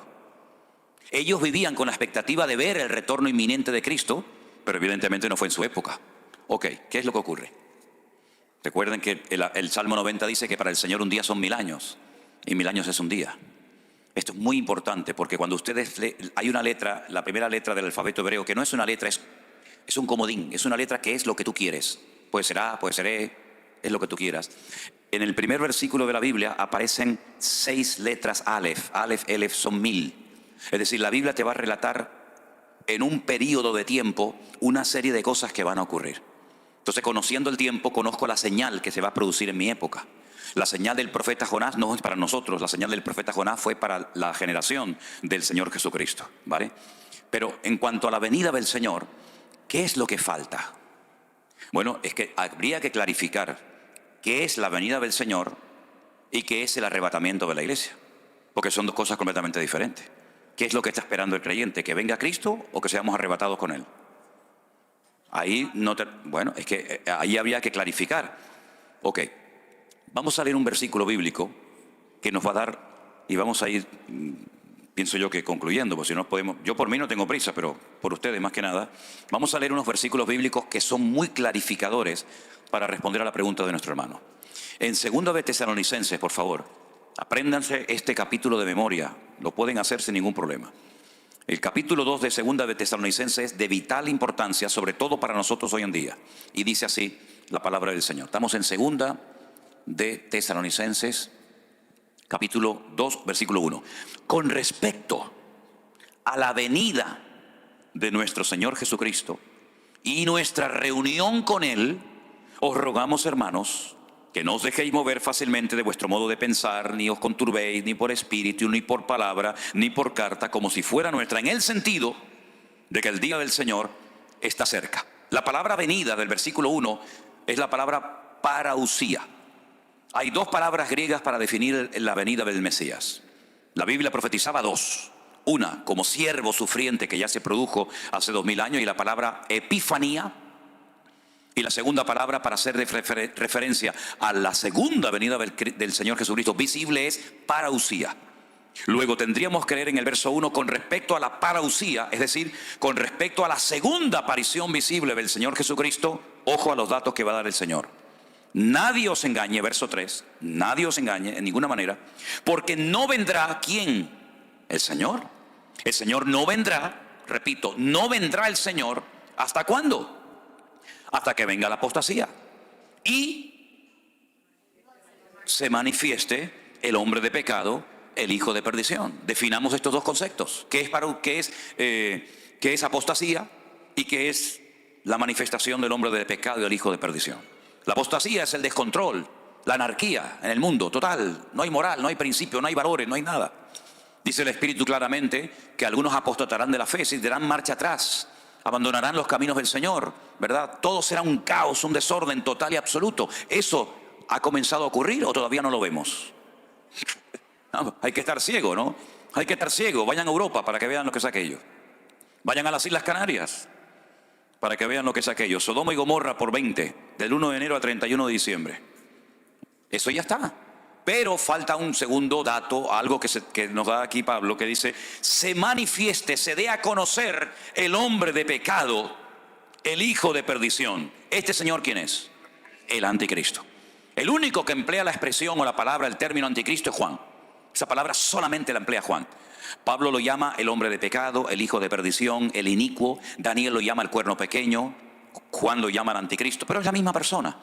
Fíjense las características de este personaje. Personaje un líder político, se opone y se levanta contra todo lo que se llama Dios o es objeto de culto. Todo lo que es objeto de culto le hará la guerra, tanto que se sienta, ¿dónde? En el templo de Dios, como Dios, haciéndose pasar por Dios. Uno dice, bueno, pero somos el templo del Espíritu Santo. Sí, pero no mezclemos las cosas. El templo de Dios en aquella época era el templo de Jerusalén. Ahora, usted dirá, pero hermano, ¿pero cómo se va a sentar el anticristo en el templo de Dios si los romanos en el año 70 después de Cristo destruyeron el templo y no hay templo? Es sentido común, es aplicar el sentido común. ¿Cuál es el sueño del pueblo de Israel? ¿Por qué oran todos los días? ¿Por qué se visten de negro? ¿Por qué están de luto? Porque su anhelo es tener su templo. Los cristianos podemos tener iglesias por todo el mundo. Los musulmanes tienen sus mezquitas por todo el mundo. Pero los judíos no tienen templos por todo el mundo, porque solamente pueden tener uno. Solamente uno. Y solamente en la ciudad de Jerusalén, en lo alto del monte Moriah. No pueden tener más templos. Sinagogas las que quiera, pero templo uno solo. Entonces, si usted va a Israel, usted va a visitar el Museo del Templo. Y en el Museo del Templo ya tienen todo listo, todo preparado, las trompetas, los instrumentos, el aceite, la menorá, el candelabro, absolutamente todo lo tienen preparado, hasta las piedras, numeradas, cortadas, enterradas en el Mar Muerto. Ahí están preparados, todo está listo. Solamente falta lo que llaman ellos la paradumá, que es una vaca de color rojo, de la piel, todos los pelos rojos, que es la que dice en el libro de Números, en el Antiguo Testamento, que tienen que ponerla sobre el altar, quemarla y con las cenizas purificar el templo. Y esa vaca aún no ha aparecido. Pero el templo va a ser reconstruido. Cada vez que un judío se casa, meten dentro de un trapo una copa y el novio la aplasta con el pie para recordar la destrucción del templo de Jerusalén. Cuando usted como judío construye una casa y arregla toda la pared, la encala y la pinta y la pone bonita, hay una parte que usted la deja vieja sin arreglar. ¿Para qué? Para que cuando la vea sepa que el templo de Jerusalén está destruido. Todo gira en torno al templo. Están de negro los rabinos porque están de luto. Porque van al muro por la mañana, por la tarde, por la noche. Porque se mueven así, porque lloran, porque gimen, porque oran y claman por la reconstrucción del templo de Jerusalén. Pero ellos no saben, muy pocos saben, que ese tercer templo, el primero lo levantó Salomón, el segundo fue, ¿verdad?, cuando vinieron del cautiverio. No saben que ese tercer templo va a volver a ser profanado. Mateo capítulo 24, Jesús dijo, cuando veáis la abominación desoladora de la cual habló el profeta Daniel, el que lea entienda, la profanación del lugar santísimo, ahí es cuando el anticristo se sienta en el templo de Dios, haciéndose pasar por Dios. ¿No os acordáis que cuando yo todavía estaba con vosotros os decía todo esto? En otras palabras, hay un proceso. Por eso yo muchas veces cuando voy a muchos sitios, todavía no lo he dicho desde que vine a Estados Unidos esta vez, pero lo voy a decir ahora, hoy no va a venir el Señor Jesucristo. Y algunos dicen, ay, lo que acaba de decir el pastor. Bueno, si al final del día nos fuimos con el Señor, estamos allá, les pediré perdón a todos ustedes.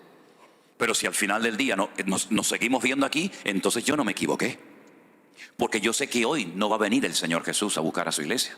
Porque todavía faltan algunos detalles que no se han dado y por lo tanto aprovecho el tiempo porque sé que cada vez me queda menos, porque el Señor viene pronto, pero todavía no se han dado los datos, las características para que el Señor aparezca en cualquier momento. Me preguntan muchas veces, ¿y usted cree que el anticristo, este líder político, está por ahí? Yo digo, totalmente convencido.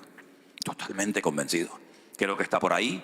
El anticristo no es un personaje de Hollywood, es un señor con pasaporte, con documentación, con seguridad social, con papá, con mamá, con abuelo, con carne, con huesos. Aún no se ha manifestado y se va a levantar en Europa.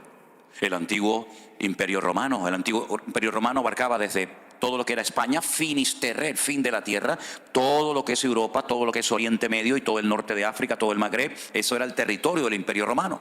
Por eso las dos piernas de la imagen de Daniel, uno es un continente y otro es otro continente con los 10 dedos que le salían, ¿verdad?, de las piernas, de los pies. Por lo tanto, son muchos detalles que la Biblia nos da para que aquel día no sorprenda como ladrón en la noche. El Señor viene, amén, hoy lo hemos recordado con el pan y el vino, pero todavía quedan algunos detallitos. Claro, yo jamás en mi vida voy a dar una fecha, como algunos dan por ahí fechas. Yo no la voy a dar, pero sí digo que hoy falta menos para la venida del Señor. Si le preguntas a un rabino judío, ¿cuánto falta para...? Ellos lo están esperando por primera vez, nosotros por segunda. ¿Cuánto falta para que venga el Mesías? Te dice 1 hora. Sí, pero haz el cálculo. Si un día son 1000 años y 1000 años es un día, ¿cuánto es una hora? Bueno, es una regla de 3. Ustedes la sacan, se lo dejo como tarea. Es decir, falta poco tiempo. ¿Qué tenemos que hacer? Aprovechar el tiempo porque los días son malos. Entonces las señales que nos rodean nos indican que el mundo es tan cambiante. Miren lo que pasó en marzo del 2020. Nunca en la historia había sucedido que toda la humanidad, todas las naciones de la Tierra, todos los 5 continentes estuviéramos confinados en nuestros hogares. Y el Señor utilizó ese tiempo para limpiar la iglesia, para sacudir nuestra conciencia, para llevar a centenares de miles de personas a los pies de Cristo, porque aquí hay una clave y es la siguiente. ¿Qué es lo que será? Pregunta en el libro de Eclesiastés capítulo 1. ¿Qué es lo que va a suceder? ¿Qué es lo que será? Y responde, dice, lo mismo que fue. Luego la clave de interpretación del futuro es conocer bien el pasado. Si tú sabes lo que pasó, sabrás perfectamente lo que sucederá en el futuro, porque Dios habla del futuro en tiempo pasado. Está invertido el orden. Por eso cuando tú lees la Biblia, te das cuenta que Él te habla en futuro, pero el tiempo del verbo está en pasado. Y cuando te habla en pasado, te está hablando al mismo tiempo en futuro. Bueno, son cosas que yo sé que puede resultar un tanto complicado, pero es muy interesante este tema. Y por eso me da mucha lástima, mucha pena cuando hay gente que dice, es que yo no entiendo el Apocalipsis. De ahí surgió el primer libro de escatología, para que la gente disfrute leyendo el Apocalipsis y no le dé miedo. Y no digan, ay, yo no leo esto porque no lo entiendo. Un caballo que cambia de color y uno que le crea un cuerno por aquí y otro le sale un cuerno por allá. Todo eso tiene una explicación y una razón de ser. Hermanos queridos, se nos ha ido el tiempo volando. ¿Qué hora es? Se nos ha ido el tiempo. Créanme, yo podría estar hasta mañana por la noche hablando de esto, porque me fascina todo esto. Y la gente tiene preguntas y preguntas, pero vamos a ponernos de pie en esta mañana, darle gracias al Señor. Porque mire, aunque es imposible dar todo en una sola clase, en un solo culto, lo que está bien claro es lo siguiente. Dios nos ha bendecido tanto y nos está abriendo tanto el entendimiento para que estemos preparados, para que no estemos preocupados que si tengo esto. Miren, hermano, a mí me da igual cómo me llamen o cómo me traten. Yo sé a lo que Dios me ha llamado y a lo que Dios no me ha llamado. Yo no voy a decir, no, yo tengo el ministerio de esto, yo tengo el ministerio de lo otro. Mire, ustedes sabrán lo que yo tengo y lo que no tengo. Porque al fin y al cabo, lo que Dios nos ha dado, ¿para qué es? ¿Para ponerlo como las medallas de los militares en el pecho y decir, fíjate todas las medallas que tengo? ¿O es para servir al Señor? Si Dios te ha dado algo, es para que sirvas a los demás. Y al que mucho se le da, mucho también se le va a pedir. Por lo tanto, qué tremenda responsabilidad tenemos nosotros hoy en día. Porque Dios nos ha dado tanto, tanto, y lo que queda todavía. Amén, hermanos. Toma la mano del hermano que está a tu lado, si puede ser, y bendícelo. Y dale gracias al Señor por la vida de tu hermano. Y nuestro hermano Adán nos despide con una palabra de oración.